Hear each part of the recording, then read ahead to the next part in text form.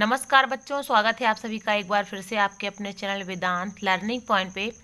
आज हम कक्षा 6 से पाठ 21 मेरी माँ हल करेंगे। इस 8th ग्रेड अभ्यास पुस्तिका हिंदी, अंग्रेजी एवं संस्कृत से लिया गया है। यदि आप चैनल पे नए हैं तो सरल और सटीक उत्तर पाने के लिए चैनल को सब्सक्राइब जरूर करें। आइए शुरू करते हैं। अति लघु उत्तरीय प्रश्न। प्रश्न 1, पाठ में आए 2 विदेशी शब्दों को खोजकर लिखिए। वकालतनामा और खारिज। रामप्रसाद बिस्मिल ने संकट आने पर भी संकल्प क्यों नहीं त्यागा है?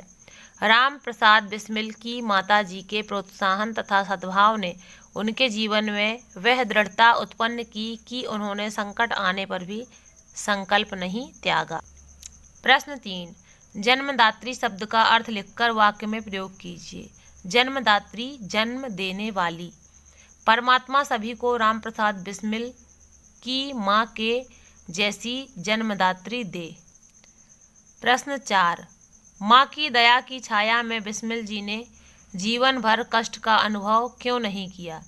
क्योंकि बिस्मिल जी की माँ मूलमती अपनी प्रेम भरी बातों को सुनाते हुए बिस्मिल जी को सांत्वना देती रहती थीं। प्रश्न 5, बिस्मिल जी की कही गई पंक्तियों का भावार्थ अपने शब्दों में लिखिए। यदि देश के हित मरना पड़े मुझको सहस्त्रों बार भी, तो भी न मैं इस कष्ट को निज ध्यान में लाऊं कभी। बिस्मिल जी कहते थे कि यदि उनको देश के हित के लिए सहस्त्रों बार भी मरना पड़े तो भी फांसी लगने जैसे कष्ट को कभी भी याद नहीं करेंगे। प्रश्न 6, बिस्मिल ने वकालतनामे पर हस्ताक्षर क्यों नहीं किए? बिस्मिल ने वकालतनामे पर हस्ताक्षर इसलिए नहीं किए क्योंकि वह धर्म के विरुद्ध था। प्रश्न 7, इस जन्म में तो क्या यदि अनेक जन्मों में भी सारे जीवन प्रयत्न करूं तो भी तुमसे उऋण नहीं हो सकता। यह कथन रामप्रसाद बिस्मिल जी ने क्यों कहा? अपने शब्दों में लिखिए। रामप्रसाद बिस्मिल जी की माताजी उन्हें जीवन के हर क्षेत्र में आगे बढ़ाने के लिए प्रोत्साहित करती रहती थीं।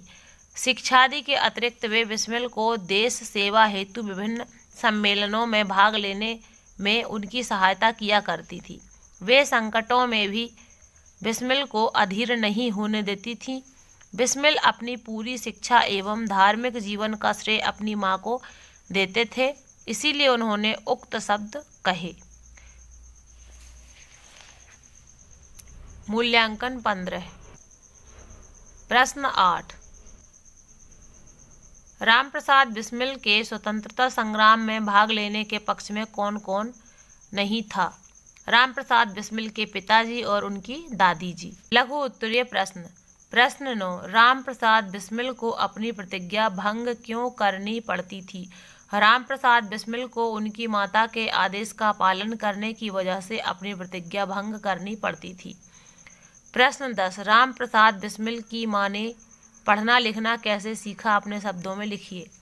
रामप्रसाद बिस्मिल की मां को पढ़ने का शौक खुद ही पैदा हो गया था। मोहल्ले की सखी सहेली उनके घर पर आया करती थीं। उनमें से जो शिक्षित थीं उनसे वे अक्षर बोध करती थीं।